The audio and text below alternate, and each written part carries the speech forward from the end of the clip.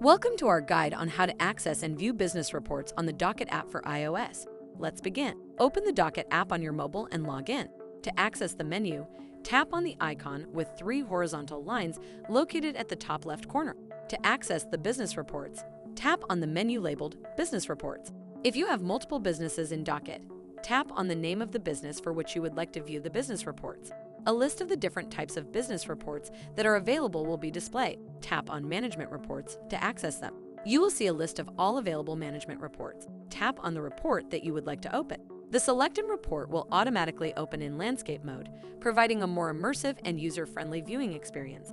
The font size has been adjusted to enhance readability, making it easier for you to view the entire report. Additionally, you have the ability to scroll horizontally to explore the full content of the report.